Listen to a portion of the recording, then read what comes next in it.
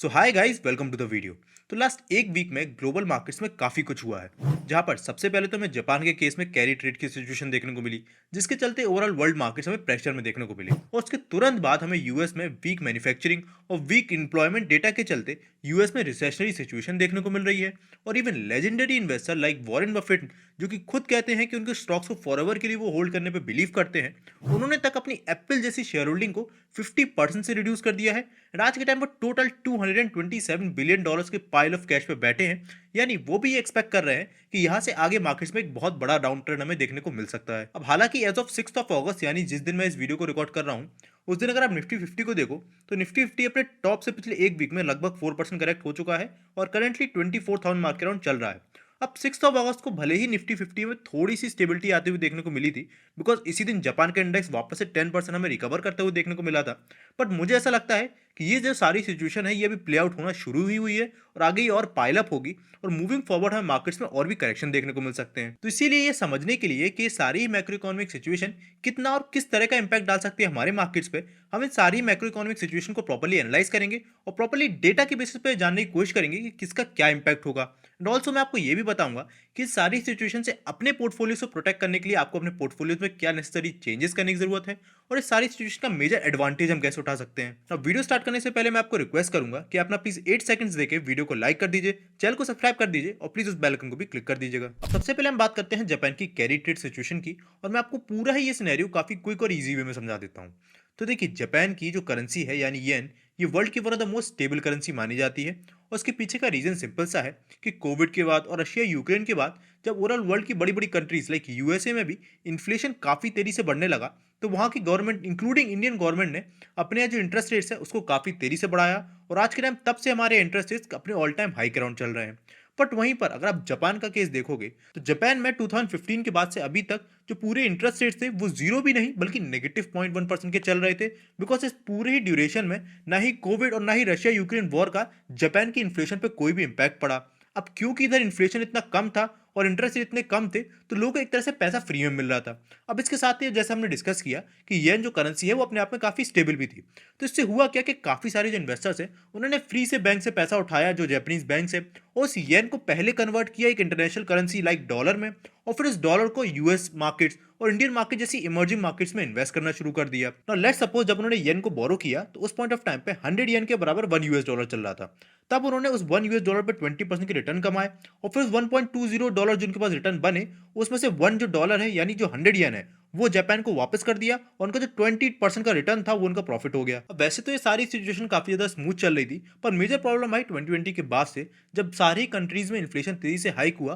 और उसके चलते वहां के सेंट्रल बैंक ने अपने अपने इंटरेस्ट रेट तेजी से हाइक किए। तो वहां पर जो बिजनेसेस थे और मेजरली जो इन्वेस्टर्स थे उनके लिए पैसा बोरो करने की जो कॉस्ट थी वो काफी ज्यादा बढ़ गई। अब ऐसे में सबका ही ध्यान जाने लगा जापानीज येन की तरफ। ऐसे में सारे ही लोगों ने जापानीज येन को भर भर के बोरो किया और उसको कन्वर्ट कराया यूएसडी में। अब इस सारी सिचुएशन से हुआ क्या कि जापानीज येन की सप्लाई काफी ज्यादा बढ़ गई अगेंस्ट यूएस डॉलर, तो जापानीज येन की वैल्यू अगेंस्ट यूएस डॉलर काफी तेजी से गिरने लगी। अब इसको अगर आप ग्राफ के फॉर्म में भी देखो तो आपको समझ में आएगा कि मेजरली 2020 के बाद से जो जापानीज येन है उसकी वैल्यू अगेंस्ट यूएस डॉलर 35% तक फॉल हुई, जो कि पिछले 4 सालों में 35% किसी करेंसी का फॉल होना ये काफी बड़ा फॉल माना जाता है। अब इस सब को कंट्रोल करते हुए जब जापानीज जो करेंसी है उधर के जो सेंट्रल बैंक से उन्होंने फाइनली डिसाइड किया कि अपने इंटरेस्ट रेट्स को हम बढ़ाएंगे जिससे जापानीज करेंसी की वैल्यू फिर से रिवाइव हो पाए, तो ऐसे में सबसे पहले उन्होंने फरवरी में अपने इंटरेस्ट मार्च में अपने इंटरेस्ट रेट्स को बढ़ाया और 0.1% किया और फिर उसके बाद रिसेंटली 31 जुलाई को इंटरेस्ट रेट्स को बढ़ा के 0.25% कर दिया।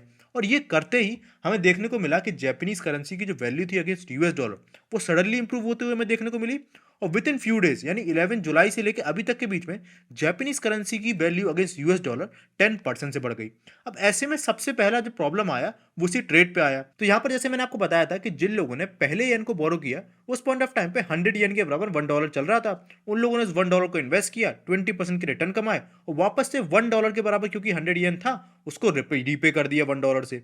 पर अब हुआ क्या कि जब येन की वैल्यू इंप्रूव हुई तो लेट्स सपोज येन की वैल्यू अब 90 येन के बराबर $1 हो गई। पर जिन लोगों ने पहले पैसा बोरो किया था तब तो उन्होंने 100 येन के बराबर $1 पे बोरो किया था, तो अब उन लोगों ने भले ही उस पर 20% रिटर्न कमाया, पर पहले जहां पर उन्होंने रीपेमेंट के वक्त उन्हें $1 ही देना पड़ रहा था, अब उन्हें उस पूरे ही 100 येन की रीपेमेंट के लिए $1.11 देना पड़ रहा है। अब यहाँ पर उन्हें डर ये है कि अभी तक तो जैपनीज येन की वैल्यू 10% ही इंप्रूव हुई है, उनका 50% से भी ज़्यादा प्रॉफिट चला गया। अब ऐसे में इंटरेस्ट रेट्स हाई होने की वजह से जब मूविंग फॉरवर्ड जैपनीज येन की वैल्यू और ज़्यादा इंप्रूव होगी और लेट सपोज कल को वो 80 येन या फिर 70 येन के बराबर $1 हो जाता है, तो ऐसे में जितना वो प्रॉफिट जनरेट नहीं कर रहा है उससे ज़्यादा उन्होंने रिटर्न करना पड़ेगा येन के फॉर्म में जैपनीज गवर्नमेंट को। एंड इसीलिए जितना भी उन्होंने बोरो करके इंडियन मार्केट, यूएस मार्केट या इवन जापान की मार्केट में भी इन्वेस्ट किया था, उस सारी होल्डिंग को वो सेल करके जितनी भी उनकी बोरिंग है उसको सबको रीपे कर रहे हैं। और यही सेल ऑफ के चलते हमें इंडियन, यूएस और जापान के मार्केट में पूरा ही फॉल देखने को मिला। पर अब सवाल आता है कि इंडियन मार्केट पे इसका कितना इंपैक्ट पड़ेगा।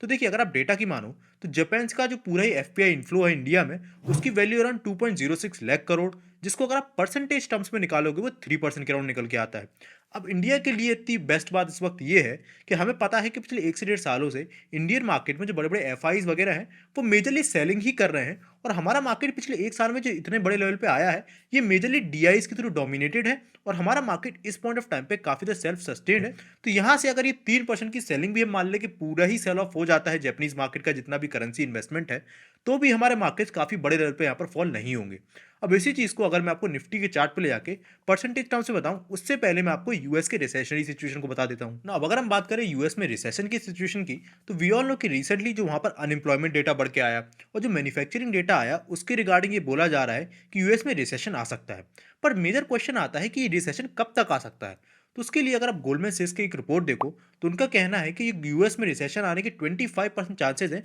पर वो रिसेशन इस साल नहीं पर अगली साल आएगा। अब अगर आप मुझसे ही पूछोगे तो मुझे भी यही लगता है कि यूएस में जो रिसेशन है वो इस साल नहीं आने वाला। और उसका रीजन मैं आपको विद डेटा के साथ देता हूँ। तो देखिए, सबसे पहला रीजन तो यही है कि वी ऑल नो कि ये चीज़ लगभग सर्टेन है कि सितंबर में यूएस में हमें जो रेट कट्स हैं वो देखने को मिलेंगे। और जैसे ही पहले ही रेट कट हमें देखने को मिलेंगे, तुरंत हमें ये अनएम्प्लॉयमेंट का जो पूरा ही डेटा है और जो मैन्युफैक्चरिंग का डेटा है, इसमें चेंज देखने को मिलेगा। इसके अलावा जो मैंने आज से 1 महीने पहले एक वीडियो में यूएस के रिसेशनरी सिचुएशन को लेके एक डेटा शेयर किया था, जिसमें यूएस के रेट कट्स और रिसेशन के बीच में कोरिलेशन दिखाया था, उस डेटा पे मैं आपको वापस से लेके चलता हूँ। तो यहाँ पर आप साफ देख सकते हो कि 1998 से लेकर अभी तक जब जब यूएस में इंटरेस्ट रेट को काफी तेजी से बढ़ाया गया, तो उस पूरे ही ड्यूरेशन में यूएस में हमें काफी अच्छा बुलन देखने को मिला, जो कि आपको इस ग्रीन पार्ट से डिनोट किया जा रहा है। और जब जब आप यहाँ पर देखोगे कि जब इंटरेस्ट रेट को अपने टॉप तक ले जाके इंटरेस्ट रेट वहां पर कुछ टाइम सस्टेन करते हैं और जैसे ही इनको कट करना शुरू किया जाता है, वही इंटरेस्ट रेट के कट की शुरुआत से ही हमें एक रिसेशनरी सिचुएशन देखने को मिलती है, जहां पर 2001 के केस में भी यही हुआ था।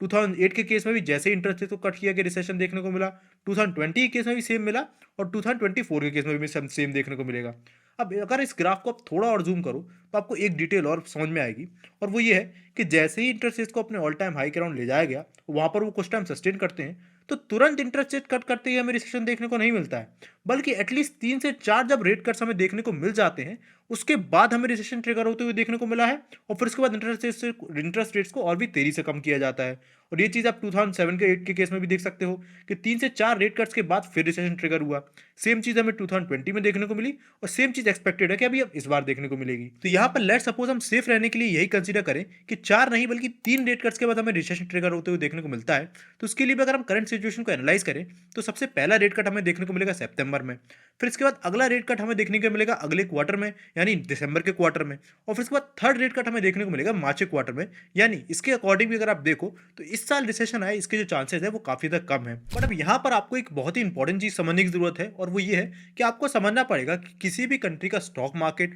और उसके रिस्पेक्ट में उस कंट्री की जो इकोनॉमी है, ये आपस में किस तरह कोरिलेटेड है और ये आपस में किस तरह वर्क करते हैं। तो उसके लिए मैं आपको एक ग्राफ पे लेके चलता हूँ। इस ग्राफ में आपको ये ब्लू लाइन है, ये शो करती है कि एक कंट्री की जो इकोनॉमी है वो किस तरह मूव करती है, और जो रेड डॉटेड लाइन है ये शो कर रही है कि उस इकोनॉमी के मूवमेंट के अगेंस्ट उस कंट्री का जो स्टॉक मार्केट है वो किस तरह बिहेव करता है। तो एज वी ऑल नो, आप जो सुनते भी रहते हैं कि जो स्टॉक मार्केट है वो एक फॉरवर्ड लुकिंग क्रीचर है, यानी जो चीज़ इकोनॉमी में होने वाली है उसका क्या इम्पैक्ट होगा इकोनॉमी पे, उस चीज़ को जो मार्केट है वो पहले से प्रिडिक्ट कर लेते हैं। इसीलिए आप देख रहे हैं कि जो कर्व इकोनॉमी में बाद में आता है रिसेशन का, उससे पहले ही जो स्टॉक मार्केट है उसमें हमें डाउनफॉल देखने को मिल रहा है। अब यहाँ पर आपको समझना पड़ेगा कि मान के चलिए अभी हम इस पॉइंट पे हैं, यहाँ पर अगर इंटरेस्ट रेट कट होते हैं सितंबर में और फिर दिसंबर में, तो इकोनॉमी और फर्दर लिक्विडिटी बढ़ेगी, और लिक्विडिटी के बढ़ने की वजह से इकोनॉमी और अच्छा करेगी और फिर उसके बाद वो पीक पे जाएगी। पर मार्केट को ये सारा ही डेटा पहले से पता है कि ऐसा होने वाला है, और उसको ये भी पता है कि 3 से 4 इंटरेस्ट रेट के कट के बाद पहले भी रिसेशन आया है। तो इससे पहले कि तीसरे इंटरेस्ट रेट तक बात पहुंचे भी मार्केट पहले ही डाउन ट्रेंड देना शुरू कर देगा। एंड इसीलिए मेरे अकॉर्डिंग आपके पास अगला 2 से 3 महीना, या फिर मैं तो कहूँगा मैक्सिमम 2 ही महीना है कि अपने पोर्टफोलियो को जिस तरीके से डिजाइन कर लें कि आगे चल के जब मार्केट में डाउनफॉल और एक्चुअल इकोनॉमी में रिसेशन आए, उसके लिए हमारा जो पोर्टफोलियो पूरी तरीके से तैयार हो। नाउ फाइनली हम बात करते हैं इंडियन मार्केट्स की, जहां पर सबसे पहले हम मार्केट्स को टेक्निकल बेसिस पे एनालाइज करेंगे, और सेकेंडली मैं आपको बताऊंगा कि इस पूरी रिसेशनरी सिचुएशन के लिए अपने आप को तैयार करने के लिए आप अपने पोर्टफोलियो में कौन से ऐसे नेसेसरी चेंजेस कर सकते हो जिससे अपने पोर्टफोलियो का पूरी तरीके से रेडी कर पाओ। बट बिफोर दैट मैं आपको बताना चाहूंगा कि जो भी सारा डेटा और एनालिसिस मैं आपके सामने प्रेजेंट कर रहा हूँ, ये सारा ही मेरा खुद का स्टडी है, और ये किसी तरह की बाइंग या सेलिंग रिकमेंडेशन नहीं है। तो कोई भी स्टेप अपने पोर्टफोलियो में आप लो, उससे पहले मैं आपको सजेस्ट करूंगा कि प्लीज पहले अपनी खुद की एनालिसिस जरूर कर लीजिएगा, एंड ऑल्सो अपने फाइनेंशियल एडवाइस से जरूर डिस्कस कर लीजिए। तो विद दिस हम आते हैं अपने निफ्टी फिफ्टी के चार्ट पैटर्न पे। तो यहाँ पर हमने देखा कि जब पूरी ये सिचुएशन आई, तो उस दिन के बाद से 5 अगस्त को जब मार्केट ओपन हुआ, तो उस दिन लगभग हमें 4% तक का करेक्शन दिखा। पर उसके बाद से वी ऑल्सो सो कि 6 और 7 अगस्त को हमारे मार्केट्स ने रिकवरी करने की कोशिश करी। पर रिकवरी में भी अगर आप एक बात ऑब्जर्व करो कि मार्केट खुलते वक्त हमें रिकवरी स्ट्रॉन्ग देखने को मिली, पर उसके बाद मार्केट से फिर से डाउन हो गए, और रिकवरी हल्की फुल्की ही रिकवरी देखने को मिली। और लास्ट डे यानी 7 अगस्त को अगर आप देखोगे, तो यहाँ पर आपको एक डोजी कैंडल फॉर्म होते हुए देखने को मिल रही है, विच शोज के भले ही मार्केट ने रिकवरी की कोशिश करी, बट सेलिंग इसमें काफी ज्यादा हाई थी, जिससे मार्केट प्रॉपर्ली रिकवर नहीं कर पाया। अब अगर इस मार्केट सिचुएशन में आप बात करोगे लेवल्स की, तो लेवल्स के लिए हमारा सबसे पहला इंपॉर्टेंट सपोर्ट लेवल आता है 23,300 का लेवल। अब ये लेवल इसलिए क्योंकि एज वी नो कि पहले भी अपने वीडियोस में कई बार इस चीज़ को डिस्कस कर चुका हूँ कि अर्ली जब हमारे मार्केट्स एक अप ट्रेंड में मूव कर रहे थे, तो इलेक्शन के बाद से जब मार्केट में रिकवरी आई, तो उस पॉइंट ऑफ टाइम पे ये जो अप ट्रेंड था मार्केट ने इसको भी ब्रेक कर दिया था, और उसके बाद से एक स्ट्रॉन्ग वन साइडेड रैली हमें देखने को मिली। तो मेरे अकॉर्डिंग ये जो यहाँ से हमें करेक्शन देखने को मिला है, ये एक हेल्दी करेक्शन है, और अगर यहाँ से आगे मार्केट करेक्ट ना भी करे और थोड़ा टाइम करेक्शन भी दिखाए, और यहाँ से मूव होते हुए इस पॉइंट ऑफ टाइम तक वापस से इस पूरी ट्रेंड में आ जाए, तो ऐसा भी हम देख सकते हैं, जिसको कि हम एक टाइम करेक्शन बोलते हैं। इसके बाद अगर आप अगला सपोर्ट लेवल देखोगे, तो जब हमारे मार्केट में इलेक्शन का रिजल्ट आया था, तो उस दिन पे हमारे मार्केट्स फॉल हुए थे 21,800 तक के लेवल पे, जो कि अगला सबसे बड़ा सपोर्ट है, जो कि मेरे अकॉर्डिंग टूटना काफी ज्यादा मुश्किल है बिफोर रिसेशन। अब इससे पहले लोगों का एक और डाउट है कि अगर आप 2008 के केस में देखो, जब हमारे ओवरऑल मार्केट में रिसेशन आया था, तो उस पॉइंट ऑफ टाइम पे इफ यू ऑब्जर्व कि हमारे मार्केट काफी बड़े लेवल पे करेक्ट हुए थे, जहां पर if you go back to the chart you will see कि 2008 में हमारे मार्केट अपने टॉप से 60% तक करेक्ट हुए थे। तो क्या इस बार भी अगर रिसेशन आता है, तो इतना ही बड़ा फॉल हमें मार्केट में देखने को मिलेगा? तो इसके लिए मैं आपको एक और इंटरेस्टिंग डेटा दिखाता हूँ। तो यहाँ पर अगर आप एफ और डी के डेटा पे जाओ, तो ये चीज़ तो हम पिछले कुछ टाइम से डिस्कस कर ही रहे हैं कि हमारे पिछले 2 सालों से इंडियन मार्केट जो डी है उनके थ्रू डोमिनेटेड है, ना कि एफ के थ्रू। यानी इंडियन रिटेल इन्वेस्टर्स ने इंडियन मार्केट को काफ़ी बड़े लेवल पे सपोर्ट किया है। बट अगर आप इसको सेम सिचुएशन को 2007 या 8 के कंडीशन पे जाके देखो, तो आपको उस पॉइंट ऑफ टाइम पे समझ में आएगा कि तब अगर आप एफ और डी की सेलिंग या बाइंग का डेटा देखो, तब मेजरली जो भी वॉल्यूम हमारे मार्केट्स में जनरेट हुआ करता था, उसमें आप एफ का रोल देखो तो मैक्सिमम रोल एफ का ही होता था। वहीं पर इसके कंपैरिजन में अगर आप डी बाइंग भी करते थे, तो मंथली बेसिस पर वो 2,000 करोड़, 3,000 करोड़ या मैक्सिमम 7-8 हज़ार करोड़ तक की ही बाइंग करते थे, और उससे आगे जो मेजरली बाइंग या सेलिंग आती थी, वो सारी एफ के थ्रू ही आती थी। एंड इसीलिए ऐसा बोला जाता था कि उस पॉइंट ऑफ टाइम तक हमारे मार्केट उतने ज़्यादा मैच्योर नहीं थे, और मेजरली एफ ही हमारे मार्केट को डोमिनेट करते थे। एंड इसीलिए इस बार अगर पूरा ही रिसेशन की सिचुएशन आती भी है, तो हमें उतना बड़ा करेक्शन मार्केट में देखने को नहीं मिलेगा। Now after discussing the technicals, अब हम आते हैं उन इंपॉर्टेंट फैक्टर्स पे जो कि आपको इस पॉइंट ऑफ टाइम पे ध्यान में रखने की जरूरत है, और वो कौन से इंपॉर्टेंट चेंजेस है जो कि अपने पोर्टफोलियो में आप कर सकते हो। बट बिफोर दैट मैं आपको बता दूं, अगर आपको इस तरह की इन डेप्थ मैक्रो एनालिसिस पसंद आती है, तो आप कंसीडर कर सकते हो हमारे चैनल की मेंबरशिप कम्युनिटी को ज्वाइन करना, जहां पर मैं आपको रेगुलर बेसिस पे इस तरह की in depth macro analysis present करता रहता हूं, जिससे आपको एक आइडिया लग जाए कि इस तरह की कॉम्प्लेक्स सिचुएशन में भी आप टाइम टू टाइम किस तरह अपने पोर्टफोलियो को इससे प्रोटेक्ट कर सकते हो। So do check out our membership community, जिसका लिंक मैं आपको डिस्क्रिप्शन बॉक्स में प्रोवाइड कर दूंगा, या फिर हमारे चैनल पेज पे भी जाके उस ज्वाइन बटन पे आप क्लिक कर सकते हो। So finally coming to our points, इसमें सबसे पहला पॉइंट जो आपको ध्यान में रखने की जरूरत है वो ये है कि जब भी इस तरह के मार्केट सेंटीमेंट चेंज होते हैं और फाइनली मार्केट्स बुल रन से बेयर रन की तरफ जाता है, तो ऐसे में सबसे पहली चीज जो आपको देखने को मिलेगी वो ये है कि जिन भी स्टॉक्स में सबसे ज्यादा पैसा बना है पिछले 1.5 से 2 सालों में, उन स्टॉक में आपको सबसे बड़ा रिवर्सल देखने को मिलेगा, और जिसमें जितने ज्यादा गेन्स बने हैं वो स्टॉक उतने ही ज्यादा नीचे जाएंगे। जहां पर आप लास्ट कपल ऑफ डेज में भी देखो, तो जितने भी पीएसयू बैंक से रिलेटेड स्टॉक्स या जो पीएसयू कंपनीज में भी देखा, उनमें जब फॉल आया तो सबसे ज्यादा फॉल उन्हीं सेक्टर की कंपनीज में देखने को मिला। सेकेंडली जो आपको ध्यान में रखने की जरूरत है वो ये है कि जब भी इस तरह के पूरी सिनेरियो चेंज होता है, तो यहाँ पर जो पहले मार्केट जिस तरह मूड में था कि जहां पर डिफरेंट आपको स्टोरीज मार्केट में देखने को मिलती थी कि भाई EV is the future, green energy is the future, उस सारी स्टोरीज के दम पे कई सारे स्टॉक ऊपर जाया करते थे। पर जब भी एक्चुअल मार्केट में बियर रन आता है, तो फिर जो हमारे मार्केट्स हैं वो स्टोरीज को कोई भी तवज्जो नहीं देते। जो मेन फोकस करते हैं वो उन कंपनीज पे करते हैं जो कि एक्चुअली में अपने ऑर्डर बुक्स या फिर अपने पूरे ही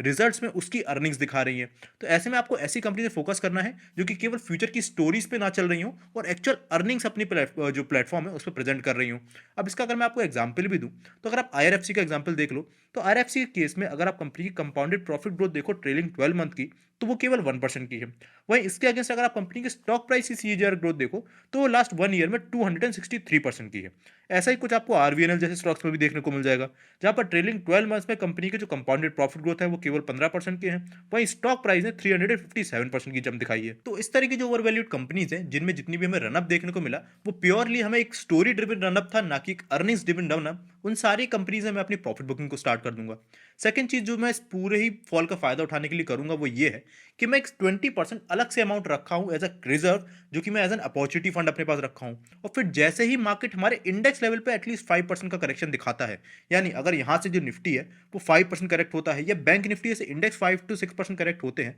तो हर एक ड्रॉप पे मैं एक पर्टिकुलर चंक ऑफ अमाउंट उस पर्टिकुलर ड्यूरेशन में मार्केट में इन्वेस्ट कर दूंगा, जिससे मैं इंडेक्स लेवल पे बाय द डिप कर पाऊंगा, जो कि एक सेफेस्ट फॉर्म ऑफ इन्वेस्टमेंट है। और लास्टली सबसे इंपॉर्टेंट पॉइंट जो आपको समझने की जरूरत है वो ये है कि जब भी हमारे मार्केट में ओवरऑल मैक्रो इकोनॉमिक लेवल पे कोई भी चेंज आता है, तो अलग अलग सेक्टर्स अलग अलग ड्यूरेशन में परफॉर्म करते हैं। जैसे कि अभी हमें देखने को मिल रहा है कि जब मार्केट में फियर का सेंटीमेंट है, तो इस पॉइंट ऑफ टाइम पे जब सारे स्टॉक्स नीचे जा रहे थे, तो ऐसे में आपको एफएमसीजी सेक्टर की कंपनीज लाइक एचयूएल और डाबर जैसी कंपनीज के स्टॉक्स ऊपर जाते हुए देखने को मिल रहे थे, बिकॉज जो सारा ही जो सेक्टर है वो अपना पैसा इन सारी डिफेंसिव कंपनी में शिफ्ट कर रहा है, जिसको कि हम सेक्टर रोटेशन भी बोलते हैं। तो अगर आप चाहते हो कि मुझे ये पता चल जाए कि कौन से सेक्टर रोटेशन में स्टॉक्स है जिससे मैं अपना पैसा अब यहाँ से शिफ्ट करके डाल सकता हूँ, तो उसके लिए आप कंसीडर कर सकते हो स्क्रीन पे दी हुई वीडियो को क्लिक करना, जहां पर मैंने आपको इन डेप्थ बताया है कि कैसे पूरा ही सेक्टर रोटेशन प्ले आउट होता है।